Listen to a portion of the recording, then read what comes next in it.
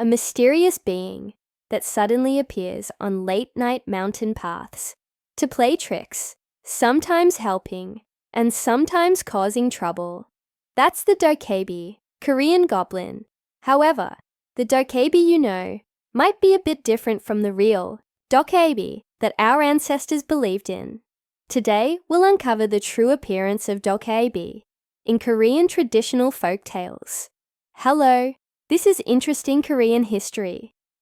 Dokkaebi have recently become known worldwide through dramas and movies, but the dokkaebi in our country's traditional folk tales were much more complex and fascinating beings than you might think. From now on, I'll tell you the dokkaebi stories passed down by our ancestors. How are dokkaebi born? Our ancestors believed that dokkaebi originated from old objects, especially tools that people had used for a long time, like brooms, pestles, and walking sticks. They said that if these lasted over 100 years, spirits would inhabit them, and they would become dokkaebi. The most famous is the broom dokkaebi. They said you shouldn't carelessly throw away brooms that had been used in the house for a long time, because they believed that broom could transform into a dokkaebi at night and cause chaos in the house. So they performed rituals to respectfully burn old brooms or float them down rivers. Dokkaebi are truly mysterious beings. They're neither evil spirits nor benevolent gods. They're just like pranksters.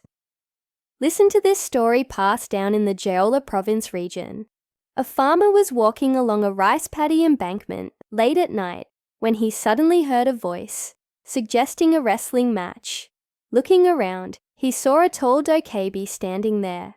The farmer grappled with it, but no matter how hard he tried, he couldn't defeat the dokkaebi.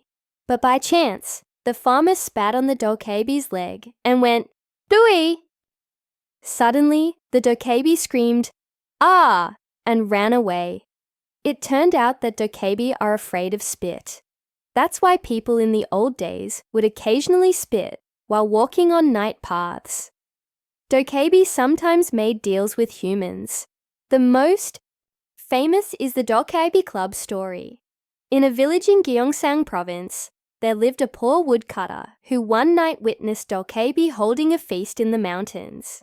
The dokkaebi were waving clubs, saying, "Come out abracadabra, come out abracadabra," and all kinds of food and treasures appeared.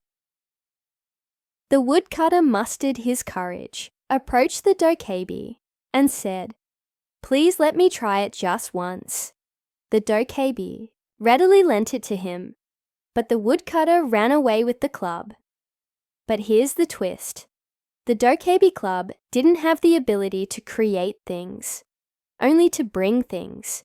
When the woodcutter asked for gold bars, it would bring gold bars from other rich people's houses. Eventually, the woodcutter felt guilty and returned the club.